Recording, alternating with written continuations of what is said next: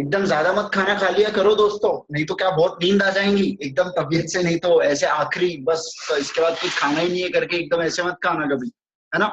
बढ़िया पैकी एक नंबर। हमको अभी बहुत सारा पढ़ना है आज, एकदम बहुत इंपॉर्टेंट डिस्कशन हमने लास्ट क्लास में किया था।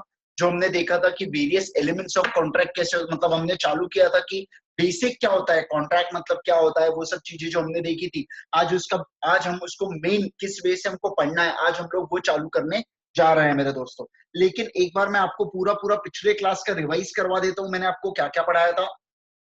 मैंने शुरुआत किया था पिछले क्लास में, सब लोग स्क्रीन की तरफ देखते रहना और कुछ भी नहीं। पिछले क्लास में मैंने चालू किया था कि कॉन्ट्रैक्ट का मतलब क्या होता है। कॉन्ट्रैक्ट में हमने जाना कि कॉन्ट्रैक्ट में होते हैं दो चीजें, कॉन्ट्रैक्ट में होते हैं दो चीजें मेरे दोस्तों। क्या क्या, पहली बात तो एग्रीमेंट होना जरूरी है, उसके बाद एनफोर्सेबिलिटी बाय लॉ होना जरूरी है।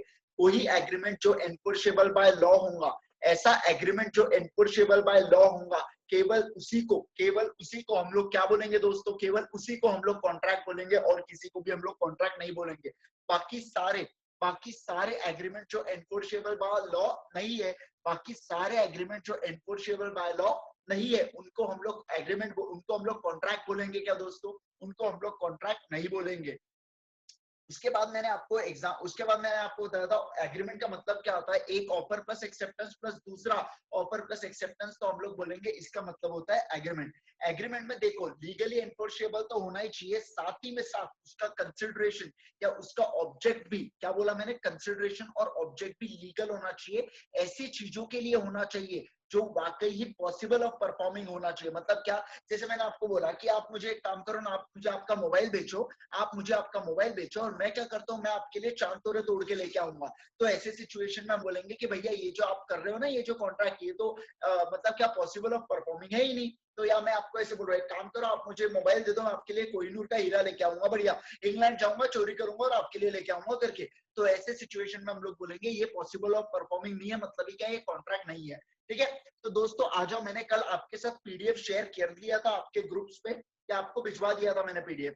वैसे अब नोटबुक आने ज्यादा दिन नहीं, मुझे लगता है हमारे बुक 3-4 दिन में अवेलेबल हो जाएंगी। तो जैसे ही अवेलेबल होंगे मैं आपको इन्फॉर्म कर दूंगा ग्रुप के अंदर, आप उसी दिन जाके कलेक्ट कर लेना। लगे तो उस दिन मैं आपको ऑफ दे दूंगा ताकि आप लोग कलेक्ट कर लो, मेरी वही टाइम जाके कलेक्ट कर लेना। ठीक है, लगे तो चलो आ जाओ। अभी से नहीं बताना, खुश मत होना ज्यादा ऑफ दे रहे करके। चलो आ जाओ, ध्यान दो बिल्कुल। हम लोग अभी जो चालू करने जा रहे हैं, आपको बता रहा हूँ, हम लोग चैप्टर 1 चालू करने जा रहे हैं जिसमें यूनिट 1 है। टोटल 5 यूनिट्स है हमारे चैप्टर नंबर 1 में। चैप्टर नंबर 1 में जो इंडियन कॉन्ट्रैक्ट एक्ट है ना, उसके अंदर टोटल कितनी यूनिट है बच्चा, 5 यूनिट है। पहला यूनिट चालू होने जा रहा है जो क्या है हमारा, नेचर ऑफ कॉन्ट्रैक्ट। कि कॉन्ट्रैक्ट का बेसिकली नेचर क्या है भैया, सॉलिड फॉर्म में है, लिक्विड फॉर्म में है, लॉ फॉर्म में है, कौन से फॉर्म में हमको देखना पड़ेगा ना, वो हम लोग देखने जा रहे हैं मेरे दोस्तों। इंट्रोडक्शन देखना, इंट्रोडक्शन की मैं बात कर रहा हूँ आपके साथ। Introduction very important, very very important, क्या बताऊँ आपको। ठीक है, ये तो मैंने ऐसे ही लिख दिया नॉन इंपॉर्टेंट करके, बाद में बताऊंगा मैं आपको क्यों लिखा। ठीक है, चलो ध्यान देना, बिल्कुल अच्छे से ध्यान देना। मैं पढ़ रहा हूँ, एक एक रीड कर रहा हूँ। आप हमको ये कनेक्ट करना है कि हमने जो पिछले क्लास में पढ़ा था क्या हमको रिवाइज हो रहा है क्या। दोस्तों मैं आपको एक और बात फिर से याद दिला दूं कि हम लोग क्लास में कैसा कंसेप्ट यूज करते हैं, रिवीजन का, रिवीजन का कंसेप्ट यूज करते हैं। कल जब मैं क्लास में आऊंगा तो मैं पिछले दोनों क्लासेस का आपसे रिवीजन करवा के लूंगा। थर्ड क्लास में आऊंगा तो पिछले दोनों, फिर फोर्थ में आऊंगा तो पिछले तीनों। मैं ऐसे ऐसे बार बार रिवाइज कराने से हम लोग क्या करेंगे, क्लास में ही हम लोग क्या हो जाएंगे, पॉर्श्योर हो जाएंगे हमारे सब्जेक्ट से। हमको ज्यादा घर पे पढ़ने की दिक्कत नहीं होनी चाहिए, पहले ही बता रहा हूँ। ये 1 घंटा एकदम कॉन्सेंट्रेट करके एकदम अच्छे से पढ़ना, नींद में नहीं आनी चाहिए, इसलिए पहले बोल रहा हूँ। हो सकता है तो 12 बजे खाना ही मत खाना, सीधा 2:30 बजे खाना खाना, कुछ नहीं होता है। या थोड़ा कम खाना खाना है तो थोड़ा कम खाना, नहीं तो नींद छूटती है, नॉर्मल है। ठीक है, चलो वैसे नींद आने नहीं दूंगा मैं आपको। ठीक है, चलो आ जाओ, ध्यान से ध्यान देना, बिल्कुल आ जाओ। देखो पढ़ रहा हूं मैं। As a result of increasing complexities of the business environment, innumerable of contracts are entered into by the parties in the usual course of carrying of their businesses. भैया देखो क्या हो रहा है, आजकल लोग अपने शहर में ही नहीं, अपने पूरे पूरे स्टेट में भी बिजनेस कर रहे हैं। स्टेट तो छोड़ो, पूरी कंट्री में बिजनेस करते हैं। कंट्री तो छोड़ो, पूरे वर्ल्ड में बिजनेस करते हैं। आपने एक चीज पढ़ा होगा, लिबरलाइजेशन, प्राइवेटाइजेशन, ग्लोबलाइजेशन। इसके कारण क्या हो गया था कि हमारे देश में जो बैरियर्स थे बेसिकली, वो बैरियर्स खुल चुके थे। अब बाहर का कोई व्यक्ति अगर चाहे तो हमारे देश में आके भी धंधा कर सकता था। उसको रोकने वाला कोई नहीं, उसको टोकने वाला कोई नहीं, उसको कोई मतलब उसको कुछ नहीं बोल सकता भैया। ठीक है। तो ऐसे सिचुएशन में क्या हुआ, इन नंबरेबल ऑफ कॉन्ट्रैक्ट्स होने लगी, इतने आए दिन मेरे दोस्तों क्या होते हैं, आए दिन हमारे दोस्तों हम लोग कॉन्ट्रैक्ट्स में एंटर करते रहते हैं। तो हम लोग बोलेंगे ये, जैसे देखो आप बाजू वाली दुकान में जाते हो, आप अगर बाजू वाले दुकान में जाते हो, आप बोलते हो भैया एक कुरकुरे का पैकेट दो, ये लो 10 रुपए, मुझे कुरकुरे का पैकेट दो करके, तो वो भी एक कॉन्ट्रैक्ट हो जाता है। किसी को अगर कुछ शौक होंगे, किसी को कुछ शौक होंगे ना, तो वैसे सिचुएशन में वो भी अगर कुछ करते हैं तो वो भी कॉन्ट्रैक्ट में गिना जाता है, ध्यान रखना मेरे दोस्तों। चलिए उसके बाद आगे बढ़ता हूँ। Contract is the most usual method, contract is the most usual method किस चीज का, for defining rights and duties in a business transaction. Obvious सी बात है भैया, देखो मैं अगर आपके साथ ट्रांजैक्शन कर रहा हूं तो मेरे पास कुछ राइट्स एंड ड्यूटीज होनी चाहिए। अगर राइट्स एंड ड्यूटीज ही नहीं रही तो मेरे बच्चा क्या मतलब, कोई कैसे कॉन्ट्रैक्ट में एंटर हो सकता है, आप ही बताओ ना मुझे, कोई कॉन्ट्रैक्ट में कैसे हो सकता है, बताओ मुझे, है ना, कैसे कॉन्ट्रैक्ट में, चलो कॉन्ट्रैक्ट में एंटर भी हो गया, तो उसको कैसे पता चलेगा कि मैं जिस पर्टिकुलर चीजों के लिए, जिस ट्रांजैक्शन के लिए मैं एंटर कर रहा हूँ, वो ट्रांजैक्शन सक्सेसफुल होंगे, वो ट्रांजैक्शन सक्सेसफुल नहीं होंगे करके। आप स्क्रीन नहीं देख पा रहे हो, बाकी लोग स्क्रीन देख पा रहे हैं क्या, जरा मुझे बताना तो हाँ या ना में। बाकी लोगों को स्क्रीन दिख रही है? बेटा एक बार थोड़ा लॉग आउट करके लॉग इन करके देखिए ना, शायद हो जाए, एक बार देखिए वैसा करके। चलो आ जाओ, उसके बाद मैं थोड़ा सेकंड इस पे चलू क्या। मैं वैसे रोज लेक्चर रिकॉर्ड कर रहा हूँ, बट प्रॉब्लम क्या हो रहा है, जिस जिस फॉर्मेट में वो लेक्चर रिकॉर्ड होता है ना, वो फॉर्मेट यूट्यूब पे ये नहीं हो रहा है, यूट्यूब पे अपलोड नहीं हो रहा है। पहले मैं किया था एक दो लेक्चर्स ऐसे ही अपलोड, बट पता नहीं वो अभी शायद फॉर्मेट चेंज हो गया, तो मैं उसको कन्वर्ट कराऊंगा एंड देन उसको यूट्यूब पे अपलोड करवा दूंगा। मैंने आपको बोला हर एक लेक्चर में रिकॉर्ड करूंगा, कोई प्रॉब्लम नहीं है, हर एक लेक्चर में रिकॉर्ड कर रहा हूँ, बस वही है कि वो फॉर्मेटिंग में कुछ तो भी प्रॉब्लम जा रहा है, तो इसलिए हो सकता है कि थोड़ा मतलब एक दो दिन में लेक्चर्स हो जाएंगे अपलोड। मैं बात करूंगा थोड़ा ऑफिस में, बैक बैक ऑफिस सपोर्ट लूंगा और उसके बाद देन अपलोड कर दूंगा, ठीक है। चलो उसके बाद आते हैं कॉन्ट्रैक्ट, हाँ ये हो गया। This branch of law is different from the other branches of law in and in a very important respect. Obvious सी बात है, क्यों, जैसे देखो क्रिमिनल लॉ अगर ये होगा, अगर क्रिमिनल लॉ होगा मेरे दोस्तों, तो वहां पे क्रिमिनल एक्ट के प्रिंसिपल्स आएंगे, लेकिन क्रिमिनल लॉ जो होगा ना, वो केवल क्रिमिनल एक्टिविटीज तक रिस्ट्रिक्टेड रहेगा, वो ऐसी दूसरे एक्टिविटीज में रिस्ट्रिक्टेड नहीं होगा मेरे दोस्तों। लेकिन जो कॉन्ट्रैक्ट एक्ट है ना, वो कॉन्ट्रैक्ट एक्ट चाहे क्रिमिनल लॉ हो, चाहे कमर्शियल लॉ हो, चाहे बिजनेस लॉ हो, चाहे नॉन बिजनेस लॉ, हर टाइप के लॉ पे हम जैसे आम लोगों के, मैंगो पीपल के कॉन्ट्रैक्ट्स पे भी वो एप्लीकेबल हो जाता है। कौन सा, Indian Contract act. Indian Contract act जो होता है ना मेरे यारों, जो इंडियन कॉन्ट्रैक्ट एक्ट होता है, इसका स्कोप जो होता है वो काफी बड़ा होता है compare to other principles of law मेरे यारों। चलो कोरोना नहीं है, चिंता मत करो, खांसी नॉर्मली। चलो this branch of law is different, चलो ये हो गया हमारा। it does not prescribe so many rights, it does not prescribe so many rights and duties which law will protect or enforce. It contains number of limiting principles subject to which the parties may create rights and duties among themselves। कैसे अपने आप में rights and duties create होती है, मैं वो आपको समझा दूंगा जैसे जैसे हमारे पास चैप्टर्स आते जाएंगे, तो आपको और क्लियर अंडरस्टैंडिंग उन चीजों की मिलती रहेंगी दोस्तों, ठीक है। चलो उसके बाद क्या बोला मैंने, हाँ, the Indian Contract Act codifies the legal principles that governs contract. मतलब क्या, इंडियन कॉन्ट्रैक्ट एक्ट 1872, आपको कैसे ध्यान रखना है, पूरा के पूरा ध्यान रखना है। इंडियन कॉन्ट्रैक्ट एक्ट 1872 आपको ऐसा पूरा ध्यान रखना है, ठीक है।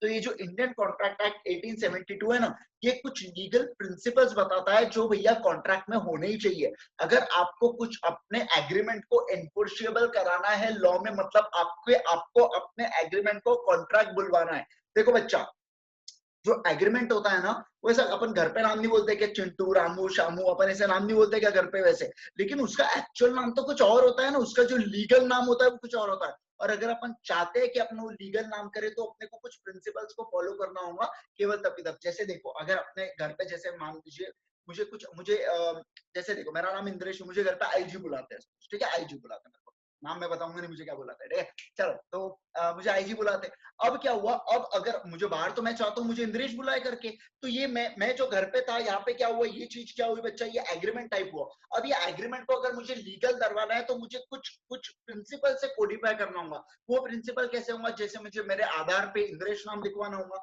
मेरे पैन पे इंद्रेश नाम लिखवाना चाहिए, बर्थ सर्टिफिकेट पे इंद्रेश नाम लिखवाना चाहिए। तो ऐसे ये कोडिफाई से एक प्रिंसिपल्स बताता है कि जिससे एक एग्रीमेंट को हम लोग कन्वर्ट कर सकते हैं काय में मेरे दोस्तों, एग्रीमेंट को हम लोग बोल सकते हैं कि भैया ये कॉन्ट्रैक्ट है करके। ओ माय गॉड क्या पढ़ा रहा हूं मैं आज। नेक्स्ट, उसके बाद ध्यान देना, अच्छे से ध्यान देना। The act basically identifies the ingredients. Oh my God, क्या बोल दिया? Acts basically identifies the ingredients of legally enforceable valid contract करके, मतलब क्या ये बताता है कि एक अगर कोई एक्ट है, एक कोई एग्रीमेंट है और आप उसको लीगली एनफोर्सेबल करा रहे हो, मतलब क्या वो कॉन्ट्रैक्ट हो गया। तो एक कॉन्ट्रैक्ट के अंदर क्या क्या इंग्रेडिएंट्स होने चाहिए, जैसे एक सब्जी को टेस्टी बनाने के लिए लगता है तड़का, वैसे ही एक एग्रीमेंट को कॉन्ट्रैक्ट बनाने के लिए उसके अंदर बोलो मेरे दोस्तों क्या लगेगा, ये इंग्रेडिएंट्स लगेंगे। एक एग्रीमेंट के अंदर ये इंग्रेडिएंट्स जब मौजूद होंगे केवल तभी तब हम उसको क्या बोल पाएंगे, आपको समझ रहा है क्या, केवल तभी तब उसको क्या बोल पाएंगे, कॉन्ट्रैक्ट बोल पाएंगे। समझेंगे आज अपन इंग्रेडिएंट्स ही पढ़ने वाले क्या है करके, ठीक है। जो आज का अपना टॉपिक होने वाला है ना, ये इंग्रेडिएंट्स ही होने वाला है कि क्या क्या होता है करके। आज का अपना भारी एकदम बहुत भारी टॉपिक है आज का अपना, मजा आएगा आपको एकदम। हाँ चलो ध्यान से, legally enforceable valid contract in addition बोला यहाँ पे, in addition with dealing with special type of contractual relationship like indemnity, guarantee, bailment, pledge, quasi contract, contingent contract. मैंने आपको पहले ही बोला था ये जो स्पेशल टाइप होता है ना, आपको मैंने बताया था स्पेशल टाइप का है अपने सीए इंटर में भैया, वहां पे जाके आराम से पढ़ेंगे, लेकिन चिंता की विषय बात नहीं है, मैं आपको थोड़ा बहुत स्पेशल वाली चीजें भी बता के जाऊंगा, है ना। सब सब पढ़ेंगे, पहले बता रहा हूँ हर चीज पढ़ना है आपको। अब देखो, अब आपको क्या करना है, आपको प्यार से जब भी आपके पास नोटबुक आएंगी ना, एकदम प्यार से, गुस्सा नहीं करने का, एकदम प्यार से इसको ऐसा काट देने का। मुझे बताओ क्वेश्चन इंस्टीट्यूट हमारी इतनी बेवकूफ है क्या कि इससे पूछेंगे हमको क्वेश्चन ना, उतने से ज्यादा इसमें पूछने लगा है क्या, पता है ही क्या उसमें, सिर्फ एक जनरल जनरल चीजें बताइए कि भैया आप जो आगे पढ़ने वाले हो उसमें क्या क्या हो सकता है, आपके साथ क्या क्या घटनाएं होने वाली है करके, ऐसा उन्होंने बताया, तो प्यार से काटना, ठीक है। चलो उसके बाद आ जाओ। And agreements are not studied under the Indian Contract Act as some of those are not contracts. All agreements are not studied under the Indian Contract Act 1872 as some of those are not contracts. Only those agreements which are enforceable by law are contracts. Oh my God, very important. बहुत ही तोड़ बोला, मजा आ गया, मतलब बहुत भारी line. देखो क्या बोला यहाँ पे, ओनली दोज एग्रीमेंट, एग्रीमेंट्स का बहुत सारा झुंड है। मान लो ये देखो एग्रीमेंट्स का पूरा झुंड है, देखो दिख रहा है कि आपको एग्रीमेंट्स का झुंड है, ये पूरा एग्रीमेंट्स का झुंड है, ठीक है। ओनली दोज एग्रीमेंट, क्या बोला मैंने, only those agreement become legal contract, only those agreement legal contract जिनके अंदर क्या होता है, जो एनफोर्सेबल बाय लॉ होंगे। आपके पास दो या एग्रीमेंट का झुंड है, केवल वही एग्रीमेंट को हम लोग कॉन्ट्रैक्ट बोलेंगे जो क्या होगा मेरे दोस्तों, एनफोर्सेबल होगा लॉ द्वारा। एक बात समझ लेना बच्चों, मैं बहुत सारे चार्ट्स बनवाऊंगा आपको नोटबुक में, आपको 200 पेजेस की जो नोटबुक मेंटेन कर रहा हूं ना, उसमें आपको बहुत सारे चार्ट्स बनवाने हैं। तो जैसे जैसे कुछ कुछ भारी वर्ड आते जाएंगे, अपन अपना चार्ट बनाते जाएंगे और मस्त पैके उसको लिखते जाएंगे, ताकि क्या आखिर में लोड नहीं आना चाहिए। और मैं चाहता हूँ इंडियन कॉन्ट्रैक्ट एक्ट आप मेरे साथ साथ में ही लिखो, ठीक है। एक बार मैं आगे चले गया फिर आपकी चीजें छूट गई तो बहुत प्रॉब्लमेटिक हो जाएगा खेल, ठीक है। तो चलिए सबसे पहले मेरे साथ लिखना चालू कीजिए, यहाँ पे लिखिए सब लोग मेरे साथ। रुक जाओ रुक जाओ रुक जाओ रुक जाओ, करवाता हूं मैं, करवाता हूं। दिस यूनिट, एक बार ये खत्म कर देते हैं introduction. This unit refers to essentials of the legally enforceable और कॉन्ट्रैक्ट, मतलब क्या बेसिकली ये बात कर रहा है कि इंग्रेडिएंट्स क्या क्या होने चाहिए एक कॉन्ट्रैक्ट के अंदर, ये उसकी बात कर रहा है और किसी की बारी बात नहीं कर रहा है, बहुत बारी पढ़ा रहा हुआ। चलो guys come on, check it out. Next point, it sets out rules for the offer and acceptance and the revocation thereof. It states the circumstances when an agreement is voidable, enforceable by one party, and when agreement are void, that is not enforceable at all. कतई मुझे ये बात पसंद नहीं आती, काट दो इसको भी, कोई लेना देना नहीं अपने को, केवल उतनी चीजें रखेंगे जितनी एग्जाम के लिए रेलेवेंट है, बाकी सब चीजों को काटते हुए जाएंगे, ठीक है। चलो आपको इस प्रकार से प्रिपरेशन करवा के देना मेरा काम है कि आप जब एग्जाम के पहले पढ़ोगे तो आपको जो जो मैं बोल रहा हूँ वो याद आनी चाहिए भैया चीजें, ठीक है। चलो दोस्तों, व्हाट इज कॉन्ट्रैक्ट, पहला आता है, पहला पहला पहला पहला पहला प्यार, हाँ पहला प्यार है हमारा कॉन्ट्रैक्ट से, ठीक है। चलो भैया देखते हैं कॉन्ट्रैक्ट मतलब होता क्या, बहुत भारी। Offer plus agreement is equal to agreement करके, इस मुझे क्या लगता है ये पर्टिकुलर लाइन में ना कुछ तो भी गलती है करके, मुझे आप बता सकते हो क्या क्या गलती है करके, ये पर्टिकुलर इसमें ये कुछ तो भी गलती हो रही है, मेरे को ऐसा लग रहा है करके, कोई बता सकता है क्या क्या गलती है करके, आपको लग के कुछ तो भी ऐसा धक धक होना चाहिए। ऐसा ये लाइन पड़ा offer plus agreement is equal to agreement, तो कुछ तो भी भारी लगना चाहिए अपने को कि कुछ तो भी गलती हुई है करके, क्या है जल्दी जल्दी बताओ मुझे। एक जन सही जवाब नहीं दे रहे हो आप लोग, कतई मुझे बिल्कुल बात पसंद नहीं आ रही है। फटाफट आंसर दो, क्या लगता है आपको क्या गलती होंगी ये पर्टिकुलर जो मैंने यहाँ पे इक्वेशन बना के रखा, उसमें क्या क्या गलती होनी चाहिए? एक्सेप्टेंस होना चाहिए। जी हाँ, बिल्कुल सब लोग सही है जवाब दे रहे हैं। उसका आंसर है क्या चीज का? उसका आंसर है कि यहाँ पे क्या होना चाहिए बच्चा, यहाँ पे क्या होना चाहिए, यहाँ पे होना चाहिए एक्सेप्टेंस। एक मिनट रुको, यहाँ पे क्या होना चाहिए? एक्सेप्टेंस। ठीक है, यहाँ पे क्या होना चाहिए? एक्सेप्टेंस। जब एक्सेप्टेंस में हम लोग इन्फोर्सिबिलिटी का तड़का लगाया और अगर वो तड़का सक्सेसफुल रहा तो क्या बन जाएगा? कॉन्ट्रैक्ट। लेकिन वो तड़का आपने कुछ गड़बड़ कर दी उसके अंदर तो खेल हो जाएगा आपके साथ, मतलब हम लोग बोलेंगे इन्फोर्सिबल नहीं है, मतलब कॉन्ट्रैक्ट नहीं है। ठीक है, चलो दोस्तों, इसी के साथ मैं आपको हमारे कंपनी, मतलब कंपनी बोल रहा, सॉरी, इंडियन कॉन्ट्रैक्ट एक्ट का मैं सबसे पहला सेक्शन आपको पढ़ाने जा रहा हूं। तो आप लोगों को खुश होना है, आप लोगों को हैप्पी होना है। क्या होना है? आप लोगों को हैप्पी होना है, क्योंकि मैं आपको पहला सेक्शन पढ़ाने जा रहा हूं। सब लोग स्माइल करो, सब लोग बढ़िया अच्छी तरीके से पढ़ो, इसलिए क्योंकि आप लोगों को हैप्पी होना है। हैप्पी होना है मतलब क्या है? कौन सा सेक्शन आएगा हमारा? हैप्पी होना है भैया हम लोगों को। तो सेक्शन 2H आ गया। H for what? Happy. H for what मेरे दोस्तों? हैप्पी। आपको मैं बोला था कब सेक्शन भी लर्न करवाऊंगा और अंदर के क्लॉजेस भी, हर चीज लर्न कराऊंगा। तो आप लोग बहुत खुश होते जा रहे हो, मैं देख रहा हूँ बहुत लोगों के चेहरे, बहुत ज्यादा खुश हो आप लोग। तो आप लोग खुश हो क्योंकि मैं आपको पहला सेक्शन पढ़ा रहा हूं, जो है सेक्शन नंबर 2H, जो बात करता है किसके बारे में? What do you mean by contract. Contract का नाम सुनते ही आपके चेहरों पर मुस्कान आ गई, तो मैं बोलूंगा what do you mean by contract से हम बोलेंगे सेक्शन 2H। आपको एक खास बात बताऊं क्या बच्चा? बहुत भारी बोलूंगा अभी, ध्यान से सुनना। ठीक है, चलो।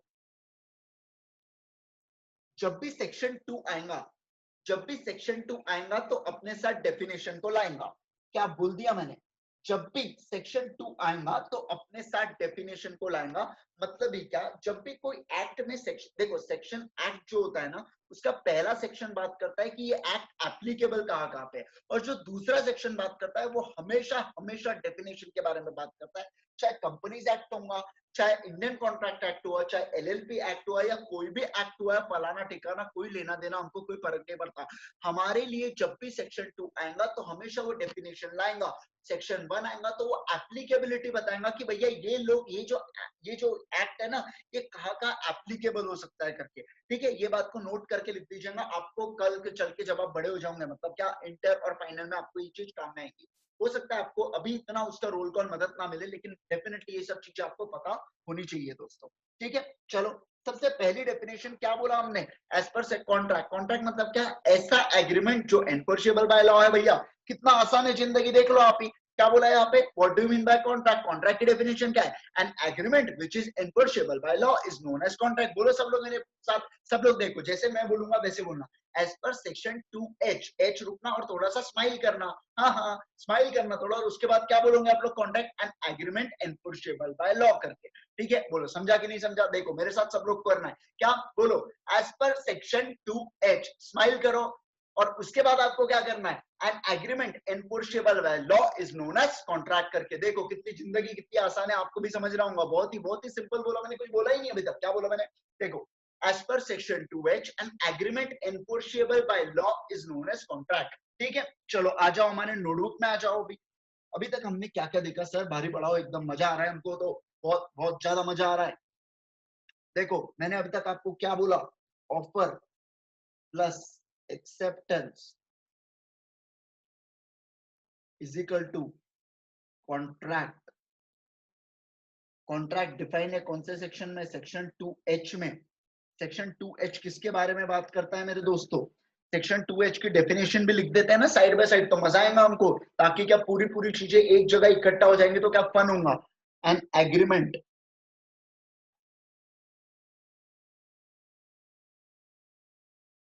एक मिनट रुक जाओ।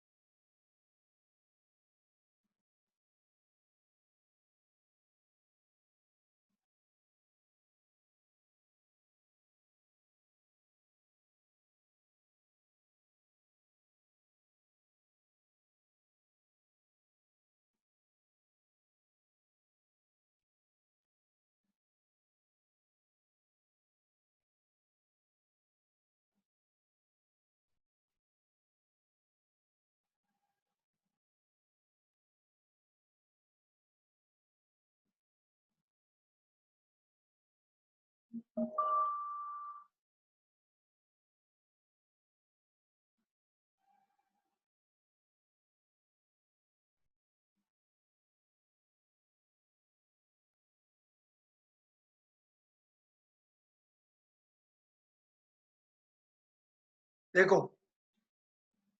समझा? Agreement plus enforceability is equal to contract. तो दोस्तों मुझे एक बात बताओ, क्या मैं इस चीज को ऐसे भी लिख सकता हूँ क्या? Offer plus acceptance plus enforceability is equal to contract करके ऐसा मैं लिख सकता हूँ? यस या नो? आपको सिर्फ इतना जवाब देना होगा। क्या मैं इसको ऐसा लिख सकता हूँ क्या? Offer plus acceptance plus enforceability is equal to contract करके? बोलो, क्या मैं इसको ऐसा लिख सकता हूँ कि नहीं लिख सकता हूँ? फटाफट सब लोग जवाब देंगे मुझे। जी हाँ, सब लोग यस आंसर बोल रहे हैं। तो जी हाँ दोस्तों, मैं ऐसा बिल्कुल बिल्कुल लिख सकता हूँ, मुझे कोई भी रोक नहीं सकता। भगवान श्री कृष्ण भी आ जाए तो भी नहीं। एग्रीमेंट का मतलब क्या होता है? अच्छा, प्यार से लिखते हैं इसको थोड़ा, है ना? देखो,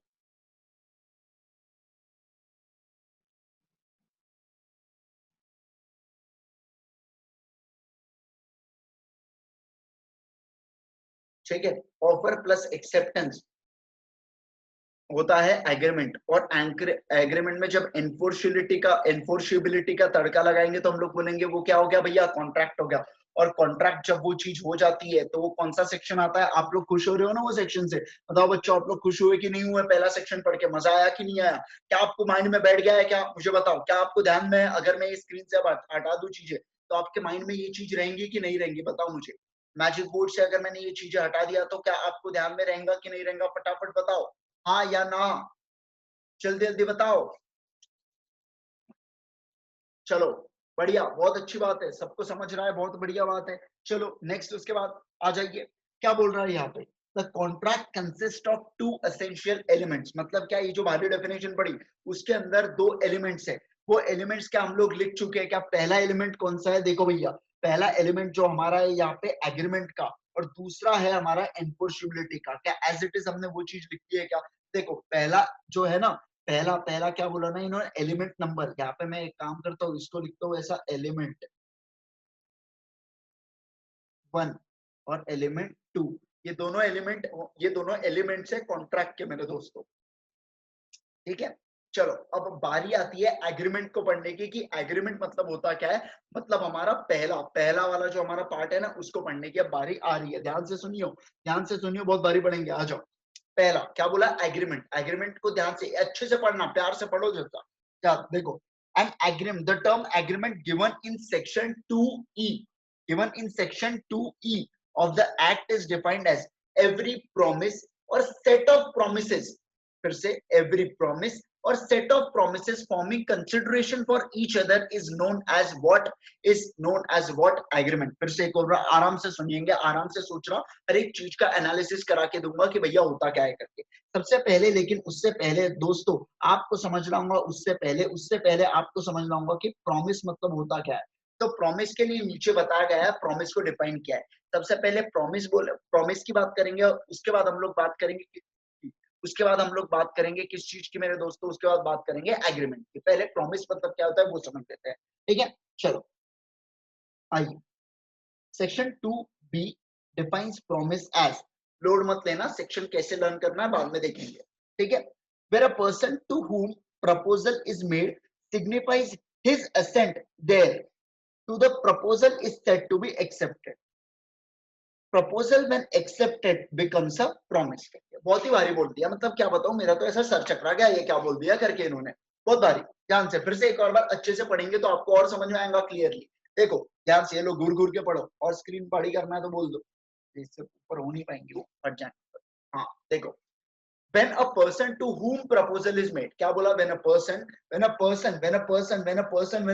to whom proposal is made signifies his assent thereto, the proposal is said to be accepted।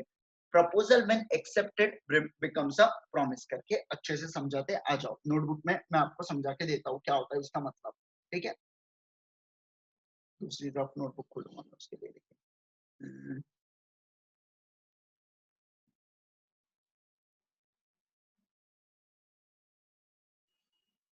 चलो ध्यान दीजिएगा बिल्कुल, ठीक है। लिख रहे हैं हम लोग, क्या बोल दिया यहाँ पे, when a person to whom proposal is made signifies his assent thereto to the proposal is said to be accepted। देखो ध्यान से सुनियो क्या बोल रहा हूं मैं। ये है पर्सन, ठीक है, ये है पर्सन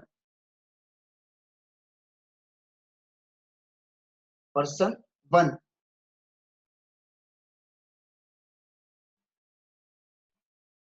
ये है पर्सन टू। अब ध्यान से सुनना, when a person to whom proposal is made, when a person to whom proposal is made, proposal का मतलब आपको समझ रहा है क्या? प्रपोजल का आपको ऐसा कुछ लग रहा है क्या? वो बार बार लाइन पढ़ के आपको ऐसा क्या लगता है प्रपोजल का मतलब क्या होना चाहिए करके? देखो, when a proposal is accepted becomes a, क्या बोला यहाँ पे, when proposal accepted, when a proposal is accepted becomes a promise. हमने ऊपर चीज पढ़ा था कि सर जब हम ऑफर को एक्सेप्ट करते हैं तो वो एग्रीमेंट बनता है करके। तो मुझे एक बात बताओ, यहाँ पे क्या बोला है, when a proposal is made and it become accepted, तो हम लोग बोलते हैं प्रॉमिस हो जाता है करके।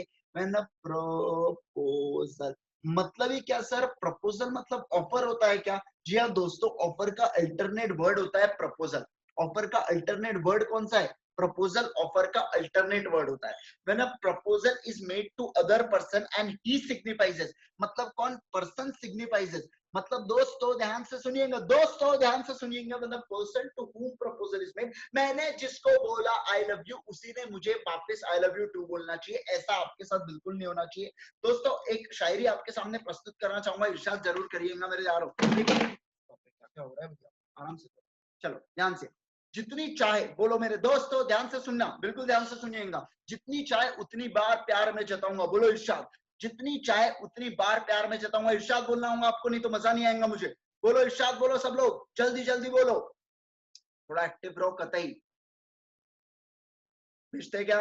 हाँ बोलो, बिल्कुल ऐसा। जितनी चाहे उतनी बार प्यार में जताऊंगा, तू पट्टी है तो पट वरना तेरी सहेली को पटाऊंगा। ऐसा नहीं होना चाहिए। क्या बोला यहाँ पे? अगर अगर अगर मेरे दोस्तों, अगर यहाँ पे एक पर्सन को आई लव यू बोला गया है तो उसी पर्सन ने उसका रिक्वेस्ट ये दे भेजना चाहिए। किसी तीसरा पर्सन ने उसको क्या बोलते, तो किसी तीसरे पर्सन ने उस चीज का रिप्लाई नहीं करना चाहिए। उसको हम लोग नहीं बोलेंगे कि ये एक्सेप्टेंस हुआ है करके। मेरे दोस्तों समझ रहा है कि नहीं समझ रहा है? मतलब क्या, अगर अगर मैंने एक एग्जांपल लिया तो आपको याद आ रहा है कि जैसे देखो, पर्सन वन की अगर मैं बात करूं तो आईजी, यहाँ पे पर्सन टू की बात करूं तो नंदिशा, ठीक है? ये वाला कल का ही एग्जांपल लेते हैं हम लोग। मैंने इनको ऑफर दिया था कि भैया एक काम करो ना, एक आपका भी नहीं मेरा भी नहीं, 300 रुपए में माउस खरीद लेना।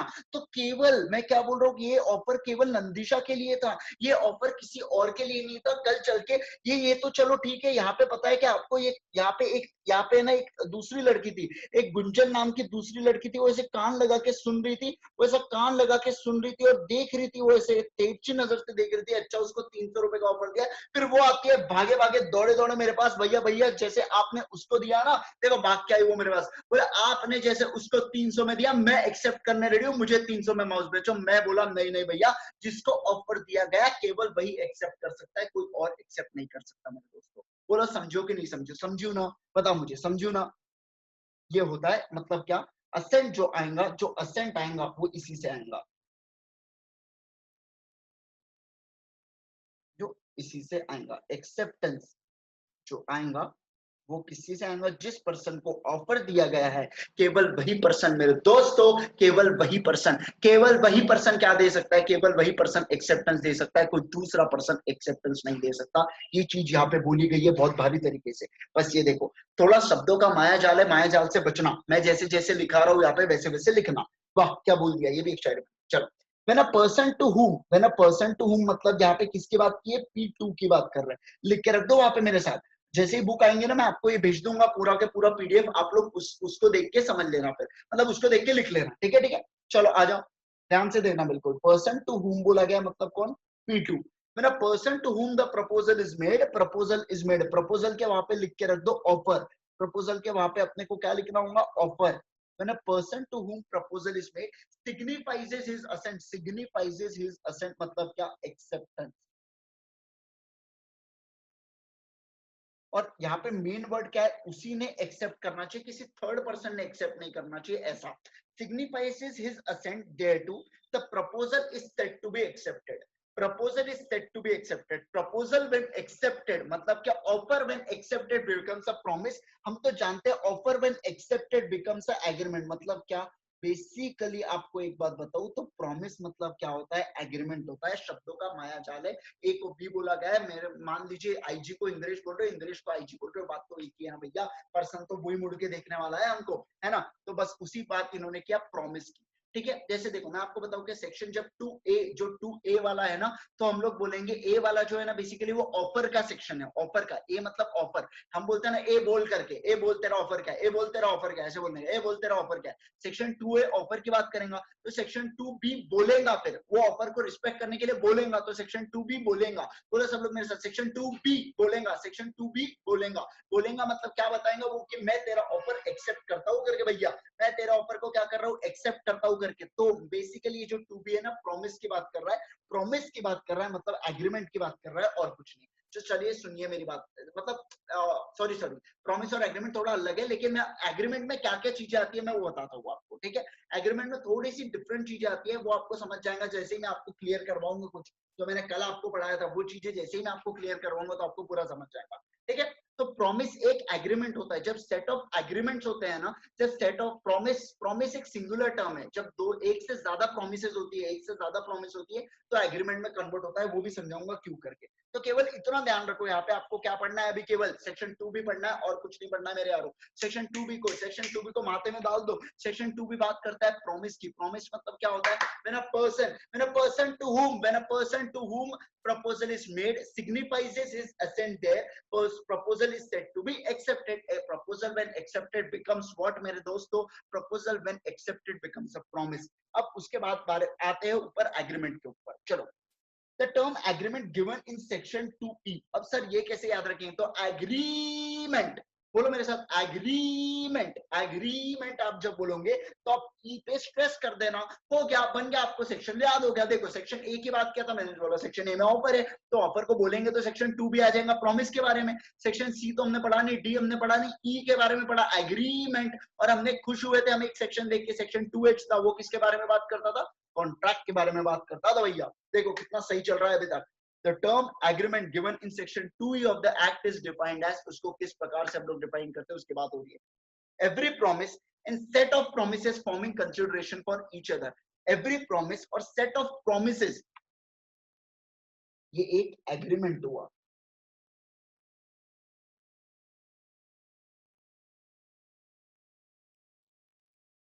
ये एग्रीमेंट्स हुए,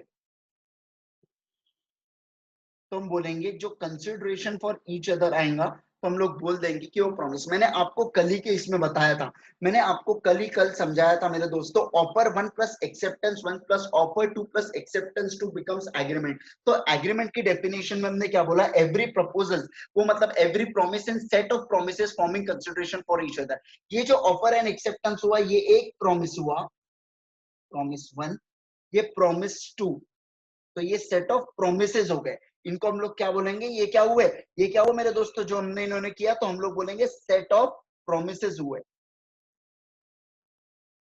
every promise and set of promises forming consideration for each other is known as agreement. अब आपको ध्यान आ रहा है क्या? बताओ मुझे, बच्चा समझा कि नहीं समझा? अब बताओ मुझे, तब मैं आगे बढ़ूंगा, नहीं तो मैं रुक जाता हूँ। मैं आपको और थोड़ा सा क्लियर करवाता हूँ। बोलो समझा कि नहीं समझा? इतना बता दो मुझे। अभी मजा तो बहुत आ रहा है मुझे पता है, लेकिन अब आप बताओ आपको कितना समझ में जा रहा है। चलो बहुत अच्छी बात है, एक ने कन्वे कर दिया है, समझ रहा है, समझ रहा है, समझ रहा है, समझा समझा समझा, बहुत बढ़िया बहुत बढ़िया, क्या बात है।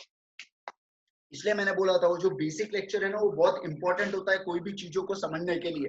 तो एकदम मजा आता है एकदम पढ़ने में। बेसिक थोड़ा फाउंडेशन हिल गया ना अपना, इसलिए बोलता हूँ ये फाउंडेशन, सीए फाउंडेशन बहुत सीरियसली पढ़ना बच्चों। अकाउंट्स वगैरह जैसे सब्जेक्ट है ना एकदम कंसेप्चुअली पढ़ना, क्योंकि नहीं तो फाइनल लेवल और इंटर में तो बहुत वाट लग जाती है आप लोगों की। इवन लॉ भी बहुत अच्छे से पढ़ के जाओ, सब कुछ चीजें, बाकी इकोनॉमिक्स में तो आते ही नहीं कुछ काम में, मतलब बाद में काम में नहीं आते यार। अब जो है फैक्ट बता दे रहा हूँ मैं, नहीं आते काम में तो नहीं आते, है ना। बट वो फाउंडेशन में स्कोरिंग करने के लिए बहुत तगड़ा सब्जेक्ट है इकोनॉमिक्स, बहुत इजी है, एमसीक्यूज में आता है, तो फिर तो और क्या चाहिए भैया। जय माता दी, लगाओ ठीक है। ठीक है चलो आ जाओ, चार्ट पे आ जाओगे, थोड़ा आ जाओ चार्ट में, थोड़ा आगे बनवा लेते हैं क्या अपन। देखो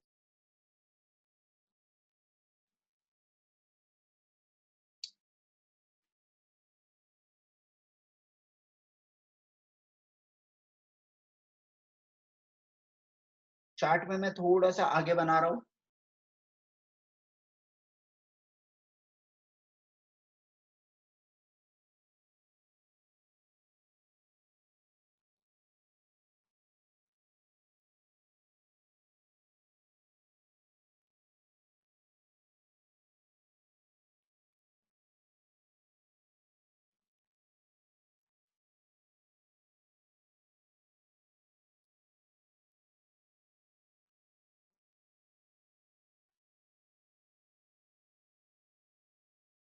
ये दिख लेना,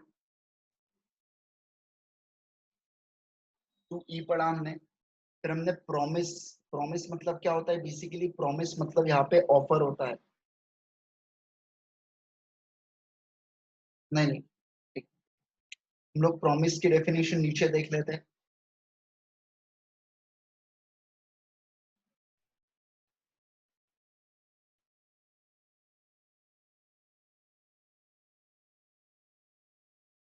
इसको हम लोग प्रपोजल भी बोल सकते हैं।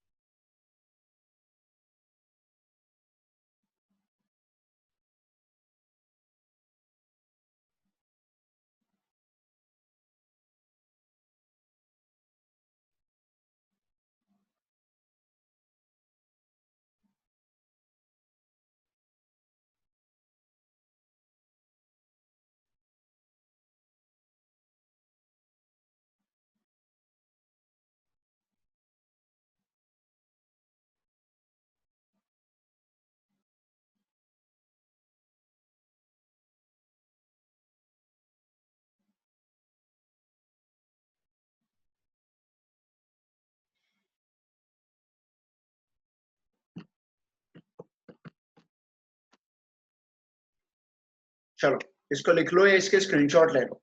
2 मिनट का समय देता हूँ मैं आपको, आप लिख लीजिए इसको।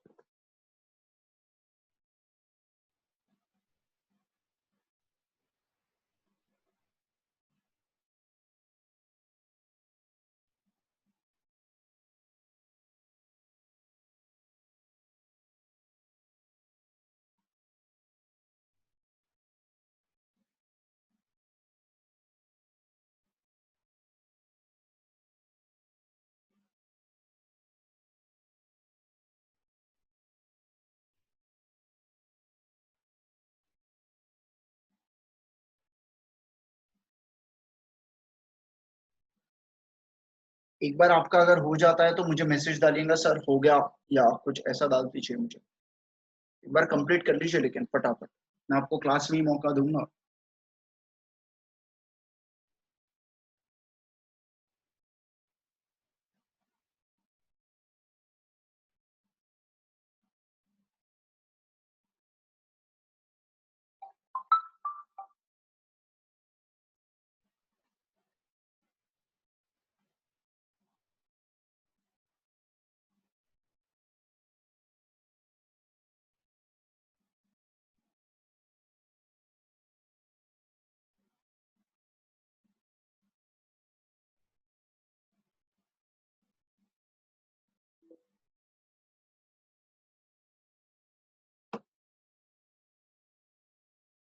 चलिए, हो गया, बहुत बढ़िया। आ जाओ, देखो क्या क्या पढ़ा, थोड़ा ऊपर से आ जाओ क्या एक बार। एक बार थोड़ा घुमा लेते हैं ना। देखो सबसे पहले अपन ने कॉन्ट्रैक्ट के बारे में देखा, ऑफर प्लस एक्सेप्टेंस हमको पता है वो एग्रीमेंट बनाता है। जब एग्रीमेंट को इन्फोर्सिबिलिटी मिल जाए तो हम लोग बोलते हैं भैया वो कॉन्ट्रैक्ट बन जाता है। कॉन्ट्रैक्ट की डेफिनेशन सेक्शन 2H में देखा था, an agreement enforceable by law is known as contract करके। उसमें दो चीजें होती है, एग्रीमेंट, इन्फोर्सिबिलिटी। जब एग्रीमेंट की बात की सबसे पहले तो एग्रीमेंट से पहले प्रॉमिस की बात कर लेते हैं, क्योंकि एग्रीमेंट की डेफिनेशन में प्रॉमिस आता है। तो प्रॉमिस मतलब क्या है, person to whom, when a person to whom proposal is made signifies his assent thereto, the proposal is said to be accepted. Proposal when accepted becomes a promise करके। और अब promise को ऊपर लेके चल रहे हैं अपन, the term agreement given in section 2E of the act is defined as every promise or set of promises forming consideration for each other is known as what मेरे दोस्तों, is known as, बताना होगा आपको क्या बोलना होगा, उसको हम लोग क्या बोलेंगे, एग्रीमेंट बोलेंगे मेरे दोस्तों। ठीक है, चलो यहाँ पे आप क्या बोल रहे हैं देखते हैं। चलो, the following points emerges from the above definition। कौन सा, ये वाले पॉइंट्स की बात कर रहे हैं, ये वाले, इसमें ये जो डेफिनेशन है ना आपकी, ये जो डेफिनेशन हमने इतना इतना डेफिनेशन पढ़ी एकदम भयंकर तरीके से, ये उसके बारे में बात अब कर रहे हैं आपके साथ। ठीक है, चलो क्या बात करते हैं, चलो देखते हैं आराम से, प्यार से पढ़ेंगे, थोड़ा आराम से, लाइट माइंड पढ़ना है हमको। The following points emerge from the above definition, ऊपर के दिए जाने वाले पॉइंट से कुछ कुछ चीजें आती है सामने। क्या, the person, when a person to whom proposal is made, पहला क्या, सामने वाला, P2 की बात कर लिया इन्होंने पहले, इसमें P2 की बात कर लिया। सिग्निफाइज हिज असेंट, मतलब सिग्निफाइज हिज असेंट मतलब किसका, P2 का assent, that proposal which is made to him। ठीक है, the proposal is becomes the proposal becomes accepted proposal becomes promise। मतलब क्या मेरे दोस्तों, जो मैंने आपको ऊपर मार्किंग करा के दिया, ये वही चीज है ना, इन्होंने बस कुछ नहीं किया, रिपीटेटिव वे में यहाँ पे यूज करके रखा है ताकि आपको आसानी जाए, और कुछ नहीं करें आप। इसको आपने नहीं भी पढ़ा तो ऐसा कोई भारी बात नहीं होने वाली, चल जाएगा, ऐसा कोई कोई ऐसी चिंता का विषय नहीं है।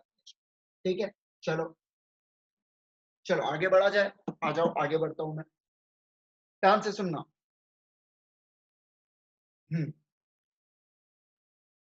देखो, the following points emerge from the above definition, thus we can say that the agreement, thus we can, what we can say, thus we can say that an agreement which is result of the proposal, thus we can say that agreement is a result of proposal made by one party to the another party, and that other party gives the acceptance thereto of the course of mutual consideration, in the course of mutual consideration। mutual consideration मतलब क्या, जैसे मुझे 300 रुपए मिलने वाले थे वो मेरे लिए कंसिडरेशन हुआ, और नंदिशा को माउस मिलने वाला था तो वो उसके लिए कंसिडरेशन हुआ। तो ये जो था, उसको जो चूहा मिला वो उसके लिए कंसिडरेशन, मुझे जो उसके बदले पैसे मिले 300 रुपए वो मेरे लिए कंसिडरेशन। मतलब क्या, there should be mutual consideration, दोनों के लिए, दोनों को जो जो चाहिए वो मिला कि नहीं मिला, उसको हम लोग बोलेंगे मेरे दोस्तों, उसको हम लोग प्यार से बोलेंगे, उसको हम लोग प्यार से क्या बोलेंगे, उसको हम लोग बोलेंगे कि क्या होता है, वो कंसिडरेशन होता है करके। ठीक है, चलो आ जाओ नेक्स्ट, उसके बाद बात करता हूं मैं आपके सामने।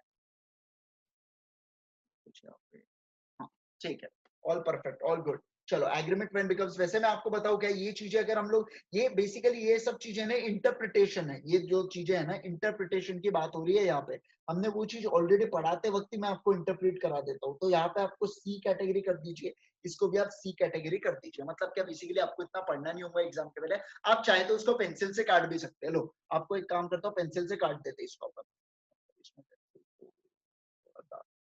ठीक है, तो इसको काट दिया, पेंसिल से काट दिया, फालतू ज्यादा रखेंगे नहीं, कम कम पढ़ने का है। ठीक है, दूसरा एनफोर्सिबिलिटी बाय लॉ, बहुत भारी, एनफोर्सिबिलिटी बाय लॉ, ध्यान रखना, बहुत मजा आएगा, एनफोर्सिबिलिटी लॉ पढ़ने जा रहे हैं। An agreement to become a contract must give rise to legal must give rise to legal obligation. मतलब क्या, अगर कोई एग्रीमेंट को आपको एनफोर्सेबल, अगर कोई एग्रीमेंट को आपको कॉन्ट्रैक्ट बनाना है तो आपको उसके अंदर लीगल एनफोर्सिबिलिटी का तड़का आपको लगाना होगा। तड़का नहीं तो मजा नहीं, तड़का नहीं तो मेरे दोस्तों मजा नहीं। तो बेसिकली ये क्या होता है, तड़का लिख के रखो, क्या होता है वो, तड़का होता है। टू, एक एग्रीमेंट मतलब क्या, साझेदार, उस पे जब हम तड़का लगाते हैं तब हम लोग बोलेंगे भैया अगर आपको कॉन्ट्रैक्ट बनाना है उस चीज को तो आपको क्या करना होगा, उसमें लीगल एनफोर्सेबल, लीगल ऑब्लिगेशन के, ऑब्लिगेशन मतलब क्या, ड्यूटीज, ऑब्लिगेशन मतलब क्या, राइट्स एंड ड्यूटीज का मतलब होता है ऑब्लिगेशन। जैसे एग्जांपल दूसरा देता हूँ, क्या हुआ है, मैं ना चाह रहा था बढ़िया एक नंबर, मैं सब चल रहा था रोड पे, तो मुझे ना एक जाते हुए देखा, ऐसे तुबड़ुक तुबड़ुक तुबड़ुक करके ऐसे घोड़े पे जा रहा था। कौन जा रहा था बताओ, क्या आपको ऐसा अपना, क्या बोलते हैं, तो कार्तिक जा रहा था घोड़े पे, से देखा तो बोला यार ये तो कार्तिक दिख रहा है करके, मैं कार्तिक को बोला घोड़ा देता है क्या करके, कार्तिक बोलता है सर दूंगा लेकिन 10,000 रुपए आपको देना पड़ेगा। तो मैं उसको 10,000 रुपए दूंगा, वो मुझे घोड़ा देगा। क्या बोला मैंने, वो मुझे क्या देगा, 10,000 रुपए देगा, और मैं उसको ये करूंगा करके यहाँ पे मैं उसको 10,000 रुपए दूंगा, वो मेरे को घोड़ा देगा। तो ऐसे सिचुएशन में हम लोग क्या बोलेंगे मेरे दोस्तों, ध्यान समझ रहा है कि नहीं समझ रहा है, बताना मुझे, समझू कि नहीं समझू। तो हम बोलेंगे यहाँ पे लीगल ऑब्लिगेशन क्रिएट हो गया है, यहाँ पे लीगल ऑब्लिगेशन क्रिएट हो गया। मेरी आवाज नहीं आ रही है आप लोगों को?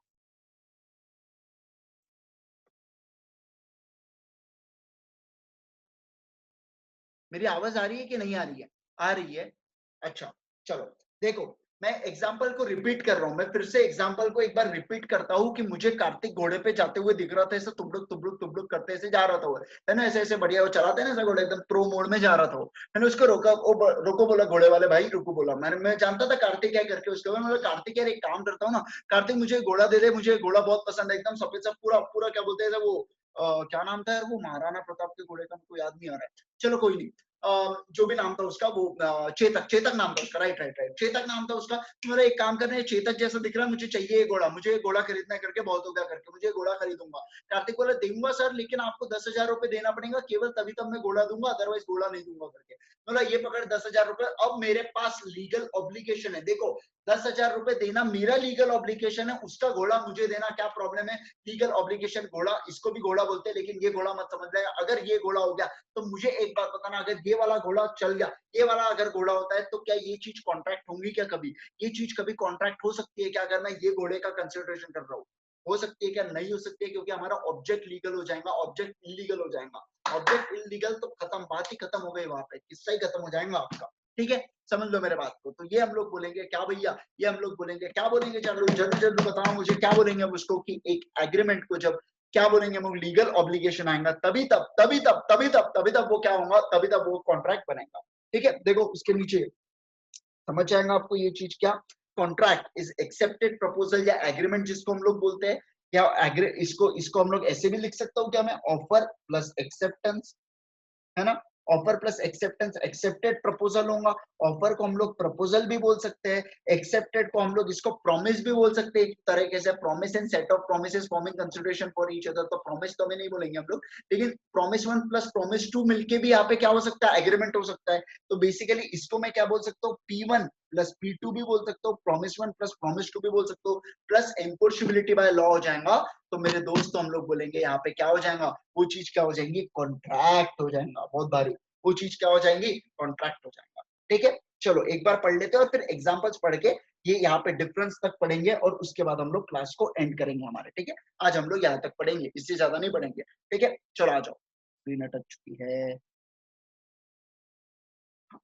चलो ध्यान दो। On elaborating the above two concepts, it is obvious that contract comprises of an agreement which is a promise or set of reciprocal promises. हम जानते हैं ये चीज, that promise is that a promise is acceptance of proposal.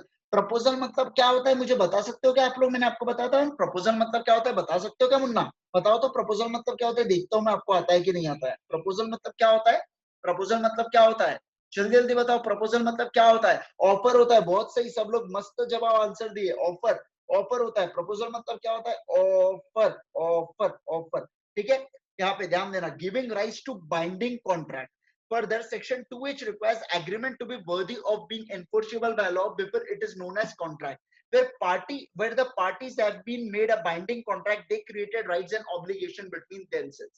जितना भी हमने आज पूरे दिन भर में पढ़ा, आज हमने जितना भी दिन भर में पढ़ा ना, उस चीज का सार है। अगर कोई ये बंदा, मैं देखता हूँ ना, बाकी मैं ऑथर्स 4-5 ऑथर्स के बुक रेफर करता हूँ मैं, ठीक है, तो उसमें मैं देखता हूँ ना, ये लोग क्या करते हैं, केवल इतना पॉइंट लिखते हैं। अब ये पॉइंट पढ़ने के बाद बच्चे को क्या समझ में आएगा, जब तक वो ऊपर की इतनी डिटेल में चीजें नहीं पढ़ेगा। पर ठीक है, जो भी अपना, उसमें कोई रोल कॉल नहीं है, वो बड़े बड़े होता है, अपन तो अभी जस्ट ये है, छोटे से है, तो ऐसा कुछ ये नहीं है। तो बट स्टिल मुझे ऐसा लगता है कि थोड़ा आराम आराम से धीरे धीरे जाना चाहिए करके। चलो एग्जाम्पल पढ़ लेते हैं, बहुत खास एग्जाम्पल्स आपके लिए, पढ़ लो एक बार। एग्जाम्पल्स क्या है, ए agrees with B to sell the car for 2 lakhs to B. Here A is under the obligation to give the car to B, and B has right to receive the car on the payment of 2 lakh करके, and also B is under obligation to pay 2 lakh 2 lakh to A, and A has right to receive what मेरे दोस्तों, 2 lakh। मतलब obligation मतलब क्या हो गया, rights and duties को हम लोग बोलते हैं क्या, obligation। नेक्स्ट उसके बाद, so oh my god, चलो, so law of contract deals only with such legal obligations which as a result from agreement. मतलब मेरे दोस्तों मुझे एक बात बताओ, अगर कोई लीगल ऑब्लिगेशन क्रिएट हुआ अदर देन एग्रीमेंट, अगर कोई लीगल ऑब्लिगेशन, ध्यान से सुनना, केवल आपको बताऊंगा, अच्छे से सुनना, अगर कोई लीगल ऑब्लिगेशन क्रिएट होता है अदर देन एग्रीमेंट, तो क्या मेरे दोस्तों लॉ ऑफ कॉन्ट्रैक्ट उसके साथ डील करेगा क्या? क्या लॉ ऑफ कॉन्ट्रैक्ट उसके साथ डील करेगा क्या अगर वो अदर देन एग्रीमेंट आता है तो? अगर वो अदर देन एग्रीमेंट आता है तो क्या, अगर कोई ऐसी लीगल ऑब्लिगेशन आ जाते हैं जो अदर देन एग्रीमेंट आ रहे हैं, तो क्या उसको लॉ ऑफ कॉन्ट्रैक्ट डील कर सकता है कि कॉन्ट्रैक्ट डील नहीं कर सकता? हाँ या ना? ऑब्वियस सी बात है नहीं कर सकता, ये उसी चीज का इंटरप्रिटेशन, ठीक है?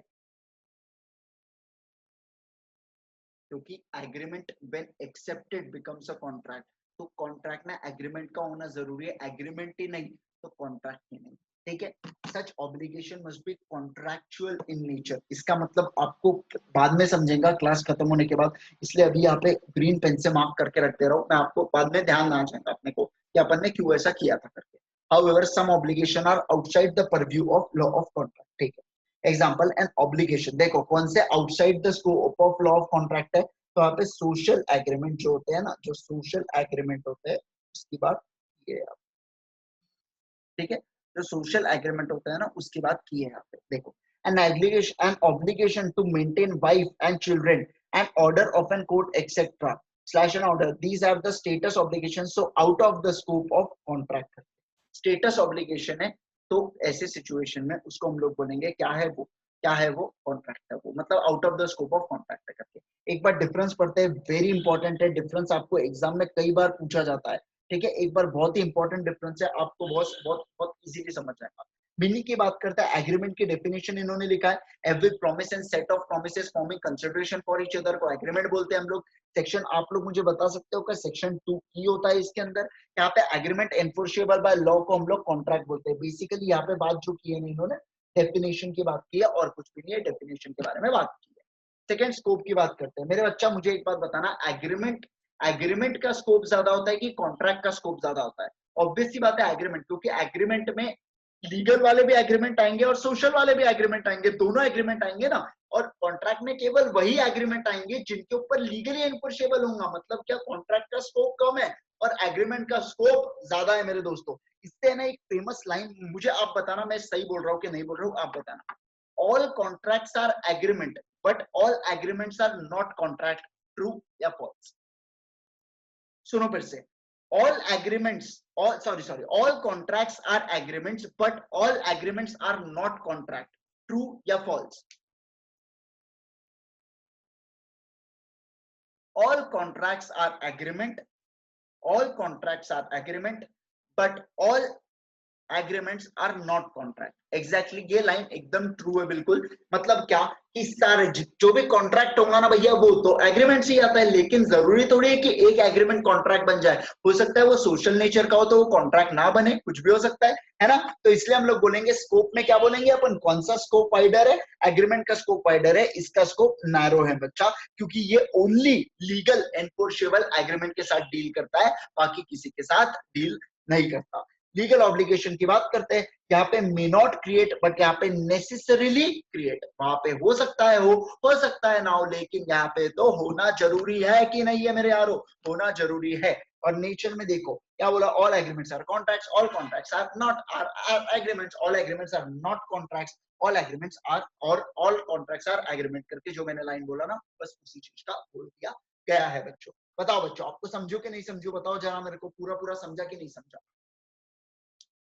पूरा पूरा बताओ एक बार, फिर एक बार हम लोग पूरा रिवाइज करते हैं एंड देन उसको हम लोग क्लास एंड करते हैं। मैंने वैसे लोग आपके लिए ये बना के रखा हूँ, अभी रिकॉर्डिंग देखता हूँ, ये रिकॉर्डिंग अपलोड होती है क्या? अगर अपलोड हो जाती है तो आप लोग अगर चाहो तो रिवाइज कर सकते हो। इसके अंदर ओपन रखूंगा मेरे चैनल, आपको सीए इंद्रेश गांधी चैनल करके सर्च करना, मैं आपके ग्रुप में लिंक डाल दूंगा वैसे, तो आपको ध्यान में आ जाएगा वो चीज, ठीक है? चलो आ जाओ, ऊपर से एक बार रिवाइज करना चालू करते हैं। आ जाओ हमारे मैजिक बोर्ड पे, ध्यान देना। देखो सबसे पहले हमने क्या दिया था, सेक्शन नंबर 2H देखा था हमने। सेक्शन नंबर 2H में हमने क्या जाना कि all agreements are contract, sorry section number 2H बात करता है कॉन्ट्रैक्ट की। Agreement enforceable by law is known as contract करके होता है मेरे दोस्तों।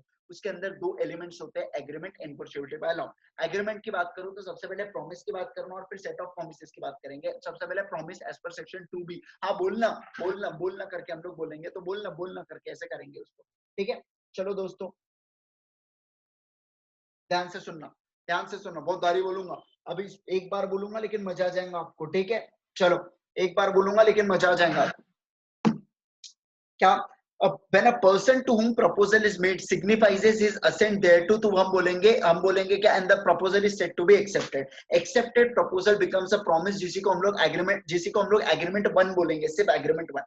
फिर ठीक है, every promise and set of promises मतलब एक agreement और उसके अलावा जो दूसरा agreement मतलब set of agreements हम लोग बोलेंगे forming consideration for each other, तो इसको हम लोग बोल देंगे क्या मेरे बच्चा, इसके हम लोग बोलेंगे क्या, बोलेंगे agreement, इसको actually बोलेंगे, ठीक है। एनफोर्सेबिलिटी बाय लॉ मतलब क्या, जहाँ पे लीगल ऑब्लिगेशन अराइज हो हम बोल देंगे एनफोर्सेबिलिटी आ चुका है। उसके बाद हमने कुछ नहीं पढ़ा, उसके बाद हमने क्या पढ़ा, agreement, difference between agreement and contract. सबसे पहले तो डेफिनेशन लिख दी हो दोनों की, सेक्शन 2E के हिसाब से, 2H के हिसाब से। दूसरा स्कोप में किसका टर्म वाइडर होगा, वाइडर किसका टर्म होगा, एग्रीमेंट का टर्म होगा। नैरो किसका टर्म होगा, कॉन्ट्रैक्ट का टर्म होगा।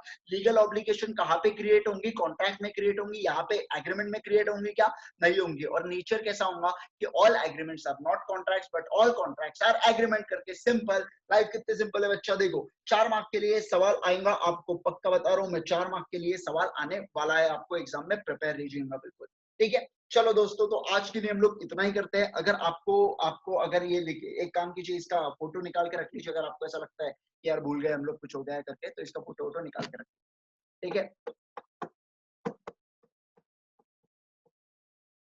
Enforceability of by law, enforceability by law मतलब क्या होता है कि अगर हम कुछ कांड करते हैं, अगर हम लोग जब मान लीजिए, जैसे देखो अब वो माउस वाला मैंने आपको पेमेंट नहीं दिया, तो आप मुझे कोर्ट में घसीट के लेके जा सकते हो, मतलब क्या, वो चीज एनफोर्सेबल है। एनफोर्सेबल मतलब क्या, मतलब हमारी इच्छा नहीं है फिर भी जबरदस्ती काम करवाना बाय लॉ।